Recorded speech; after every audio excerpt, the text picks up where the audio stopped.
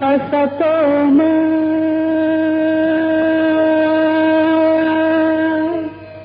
सद्गमय तमसोमा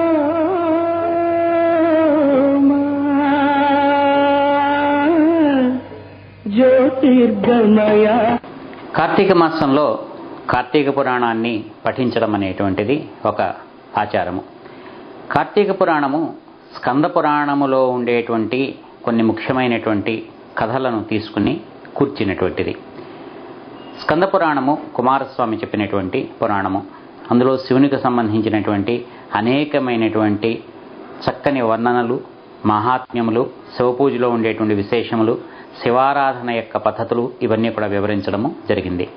అయితే శివారాధన చేయడము వలన కలిగేటువంటి ఫలితములు ఏమిటైతే ఉంటాయో, తెలిసి కానీ తెలియక కానీ శివునికి మనము ఆరాధిస్తే వచ్చేటువంటి ఆ చక్కనైనటువంటి మోక్ష మార్గము అనేటువంటి దానికి మనకి ఏ రకముగా అర్హత లభిస్తుంది అనేటువంటి ఒక 30 కథలను తీసుకుని ఒక్కొక్క రోజు ఒక్కొక్క కథ చదువుకోవడము అనేటువంటి దాని కింద ఈ కార్తీక పురాణము అనేటువంటి దాన్ని ఏర్పాటు చేశారు. అంచేత కార్తీక మాసంలో తప్పనిసరిగా ప్రతిరోజు కూడా ఆయా దినమునకు సంబంధించినటువంటి కథ ఏదైతే ఉంటుందో దాన్ని చదువుకోవడం వల్ల శివుని యొక్క ఆశీర్వచనము, ఆయన యొక్క దృష్టి మన మీద పడ్డం అనేటువంటిది జరుగుతుంది. అయితే అసలు ఈ పురాణములంటే ఏమిటి అనేటువంటిది ఒకసారి మనము ముచ్చటించుకుందాం. సర్గస్య ప్రతిసర్గస్య వంశో మన్వంతరాణి తథా వంశానుచరితంచైవ పురాణం పంచలక్షణం అని చెప్పి పురాణానికి 5 లక్షణాలు చెప్పారు. అంటే ఏ గ్రంథములోనైనా కనుక ఈ 5 లక్షణములు కనుక ఉంటే దానిని పురాణముగా గుర్తించడము జరుగుతుంది. దాంట్లో మొట్టమొదటిది సర్గము. సర్గం అంటే సృష్టి. ఈ సృష్టి అనేటువంటిది ఎలాగ ఏర్పడింది అనేటువంటిది ఆ గ్రంథములో, ఆ పురాణ గ్రంథములో వివరించాలి. సృష్టి అంటే ఈ పంచభూతాత్మకమైనటువంటి, అంటే మొట్టమొదట ఆది సృష్టి అనేటువంటిది మూలమైనటువంటి మౌలికమైనటువంటి సృష్టి ఎలాగ ఏర్పడింది అనేటువంటి దాన్ని దాంట్లో చెప్పాలి. దానికి సర్గము అని చెప్పి పేరు. తర్వాత ప్రతిసర్గము. ప్రతిసర్గము అంటే ఈ పంచభూతములు మొదలైనటువంటివన్నీ సృష్టింపబడిన తరువాత వీటి నుండి మిగిలినటువంటి సృష్టి అంతా ఎలాగ ఏర్పడింది అంటే బ్రహ్మ నుండి, ఈ స్థావరము నుండి ఈ మనకి చరాచరమైనటువంటి జగత్తంతా ఎలా ఏర్పడింది, ఈ నదులు, కొండలు, పర్వతాలు, ఇటువంటివన్నీ సముద్రాలు ఎలా ఏర్పడ్డాయి అనేటువంటి, అంటే ఆ పైనుంచి దిగినటువంటి సృష్టి కింద వరకు కూడా ఎలాగ విస్తరించింది అనేటువంటిది ప్రతిసర్గములో వస్తుంది మనకి. తర్వాత వంశములు అంటే సూర్యవంశము, చంద్రవంశము, ఈ రెండు మనకి ముఖ్యమైనటువంటిది. అంటే మొట్టమొదట భూమి మీద చరించేటువంటి జీవులందరూ కూడా అటు సూర్యుడి నుంచి కానీ చంద్రుడి నుంచి కానీ దిగి వచ్చినటువంటి వారు. అంటే సూర్యుడు, చంద్రుడు వాళ్ళు మూల పురుషులుగా వాళ్ళు వంశాలని విస్తరింపజేశారు. ఉదాహరణకి మనకి సూర్యవంశపు రాజులంటే రామాయణంలో ఉండేటువంటి రాజులందరూ కూడా సూర్యవంశపు రాజులు. మహాభారతంలో వచ్చేటువంటి రాజులందరూ కూడా పాండవులు, కౌరవులు వీళ్ళంతా కూడా చంద్రవంశపు రాజులు. వాళ్ళకి మూల పురుషుడు చంద్రుడు, రాముడికి వాళ్ళకి మూల పురుషుడు సూర్యుడు. ఈ రెండు భూమి మీద మొట్టమొదటి వంశముల కింద లెక్క.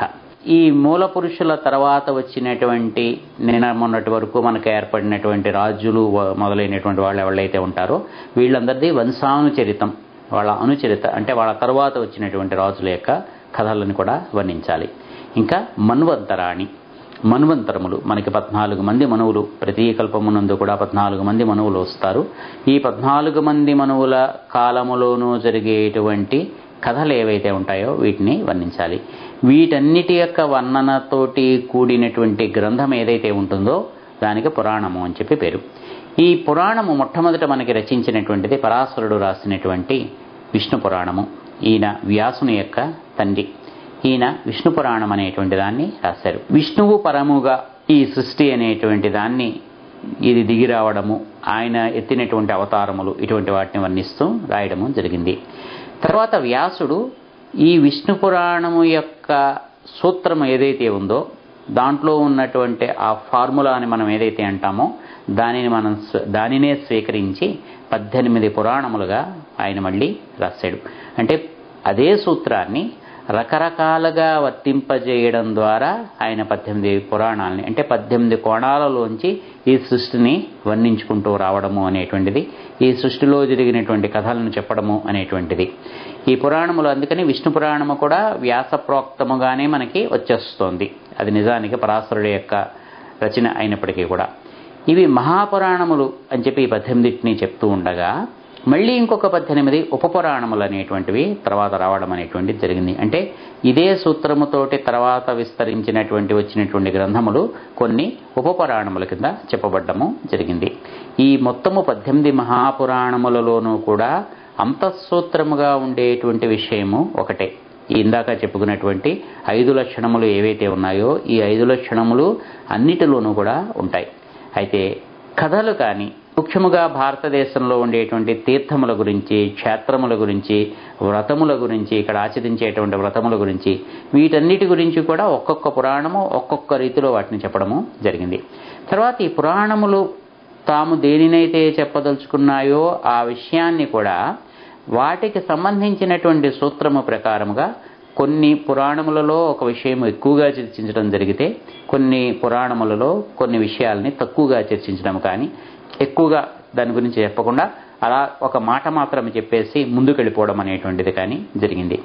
అయితే ఇన్ని రకాలుగా ఒకే విషయాన్ని రకరకాలుగా చెప్పడము అనేటువంటి దానివల్ల ఈ ఆంగ్లేయులు మన దేశాన్ని పరిపాలించడానికి వచ్చినప్పుడు వాళ్ళు ఈ పురాణాలన్నింటినీ చూసి ఇందులో ఈ కథలనేటువంటివన్నిట్లోనూ కూడా కొన్నిట్లో పోలికలు ఉన్నప్పటికీ కూడా కొన్నిట్లో కొంచెము తేడాలు ఉండడం అనేటువంటి దాన్ని గమనించి ఈ పురాణములన్నీ కూడా కల్పితములు, ఇవన్నీ కట్టుకథలు, లేకపోతే ఒక పురాణానికి సంబంధము లేదేమిటి అనడము, దాని ద్వారా ఈ పురాణములకు ఉండేటువంటి ప్రాముఖ్యము కానీ, వీటికి ఉండేటువంటి చారిత్రకత కానీ, వీటికి ఉండేటువంటి అధికారము కానీ తక్కువ చేయడం అనేటువంటిది జరిగింది.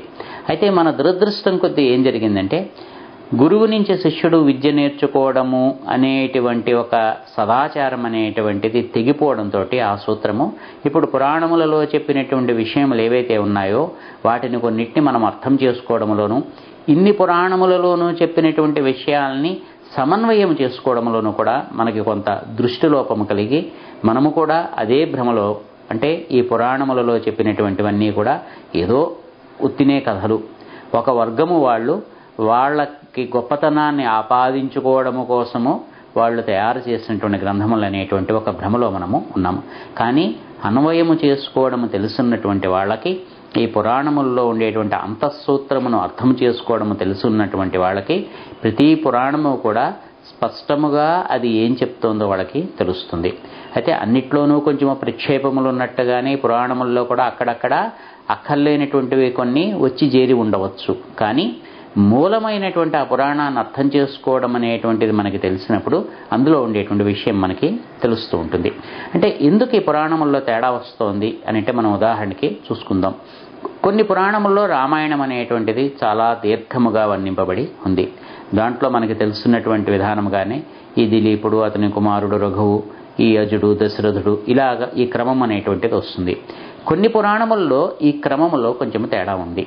అంటే ఒక రాజు మనకి మధ్యలో వచ్చేటువంటి ఒక రాజు పేరు అక్కడ రాదు. అంచేత ఆ పురాణంలో అలా ఉన్నది, ఈ పురాణంలో ఇలా ఉంది. అంచేత ఈ రెండు మనకి ఒకటేనా కాదా అని అంటే ఈ పురాణములన్నీ కూడా ఒకళ్లే రాయలేదు అనేటువంటి భ్రమ కూడా వాళ్ళు కల్పించారు. కానీ ఒకళ్లే రాసినప్పటికీ కూడా వ్యాసుడు ఎక్కడ ఏ విషయము చెప్పాలో దాని గురించి చెప్తున్నప్పుడు అవసరమైనటువంటి విషయం మీద ఎక్కువ దృష్టి పెట్టడం కోసం అని చెప్పి మిగిలినటువంటి విషయాల్ని సూక్ష్మంగా చెప్పడము అనేటువంటి ఉద్దేశ్యముతోటి ఆయన కొన్ని చోట్ల కొన్ని విషయాల్ని విస్తరించకుండా వదిలిపెట్టేశాడు. దానివల్ల మనకి ఒక చిన్న దురభిప్రాయం అనేటువంటిది కలుగుతోంది. అంటే అక్కడ ఒకలాగా చెప్పారు, ఇక్కడ ఒకలాగా చెప్పారు. రెండవది ఏమిటంటే ఒకే రాజుకు 2 రకాల 3 రకాల పేర్లు ఉండడం అనేటువంటిది కూడా సంభవిస్తుంది. కొన్ని పురాణముల్లో ఒక రాజును ఒక పేరుతోటి ఎక్కువగా వ్యవహరిస్తే ఇంకొక పురాణములో ఇంకొక పేరుతోటి వ్యవహరించడం అనేటువంటిది జరిగింది. కానీ ఈ ఇద్దరు రాజులు కూడా ఒకళ్లే. అంచేత ఇటువంటి కొన్ని సమన్వయాలని కనుక మనము గురుముఖత అర్థం చేసుకుంటే ఈ పురాణములలో చెప్పినటువంటి విషయములన్నీ కూడా ఎప్పటికీ కూడా మనకి పనికి వచ్చేటువంటివే అనేటువంటి విషయం మనకి అర్థమవుతుంది. ఈ పురాణము పేరు కూడా అంతే. పురా అంటే పాత, నవము అంటే కొత్త. పురాచ నవంచ అది పాతది కొత్తది కూడా. అందులో ఉండేటువంటి విషయము ఎప్పుడో జరిగినట్టుగా ఉండేటువంటి విషయమే, కానీ ఇప్పటికీ కూడా మనకి అది అన్వయిస్తూ ఉండేటువంటి విషయమే. అంటే ఒక చిన్న ఉదాహరణ మనం చెప్పుకుంటే, రామాయణం అనేటువంటిది ఒక కథే.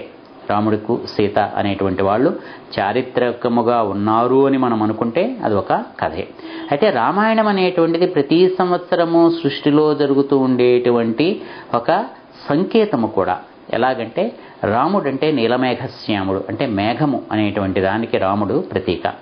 సీత మనకి ఎక్కడ లభించిందో మనకి తెలుసు, దున్నినటువంటి భూమిలో ఆవిడ లభించింది. అంటే దున్నినటువంటి భూమిని సీత సూచిస్తే, మబ్బును రాముడు సూచిస్తాడు. ఈ మబ్బు కురిస్తే, వర్షము కురిస్తే దున్నినటువంటి భూమిలో మొలకలు అనేటువంటి వస్తాయి. ఆ మొలకలకే కుసుములు లవములు అని చెప్పి పేరు. అంచేత రాముడు సీత వాళ్ళ యొక్క పిల్లలు లవకుశులు. అంటే ఇదంతా కూడా ప్రతి సంవత్సరము సృష్టిలో జరుగుతూ ఉండేటువంటి ఒక చక్రం అనేటువంటి దాన్ని వాటికే రూపములు అనేటువంటివి ఇచ్చి పాత్రలుగా తీసుకుని ఒక కథగా చెప్పడం అనేటువంటిది జరిగింది. ఇది ఒక దానికి సంబంధించినటువంటి ఒక ఉదాహరణ మనకి. అలాగే ఇంకొక రకంగా మనం రామాయణాన్ని అర్థం చేసుకుంటే, రాముడు పరమాత్మ అయితే సీత జీవునికి సంబంధించినటువంటి జీవాత్మ కింద. పరమాత్మ నుంచి జీవాత్మ వేరుపడిపోయినప్పుడు తిరిగి జీవాత్మ పరమాత్మ దగ్గరికి చేరడము అనేటువంటిది మనలో ఉండేటువంటి శ్వాస, మనము చేసేటువంటి ప్రాణాయామము కానీ యోగము కానీ ఏదైతే ఉంటుందో దీని ద్వారా జరుగుతుంది. దీనికే అంటే జీవాత్మను తిరిగి పరమాత్మలో చేర్చాలి అంటే మనకు ఒక అద్భుతమైనటువంటి యోగము కావాలి, ఒక ప్రాణాయామ పద్ధతులు మనకి కావాలి. ఎవరైతే వాటిని ఆచరిస్తారో వాళ్ళకి ఈ జీవుడు పరమాత్మలో లయము చెందడము అనేటువంటిది జరుగుతుంది.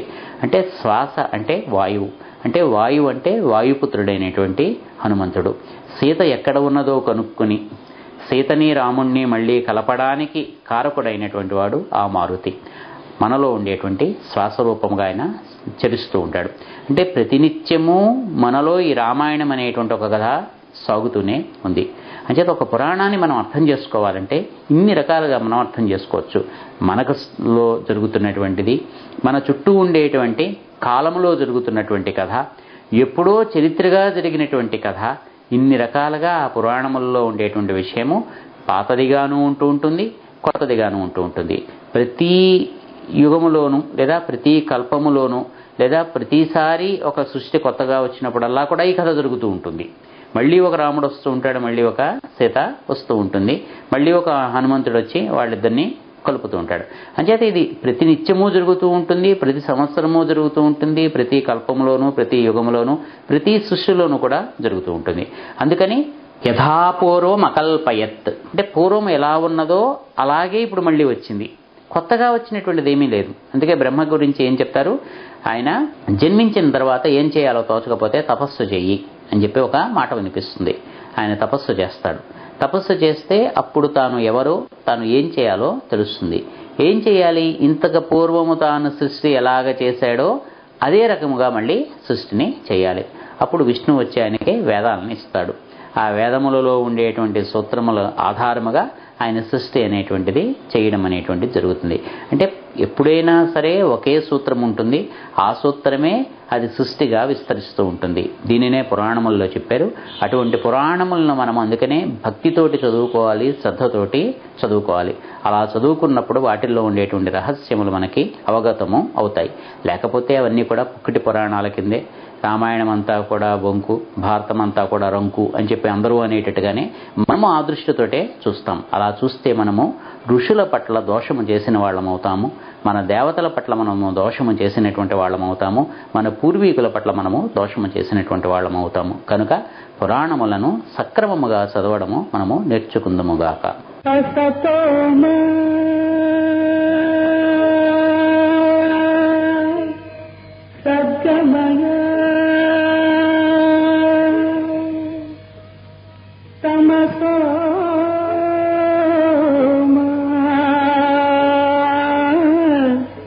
ज्योतिर्गमय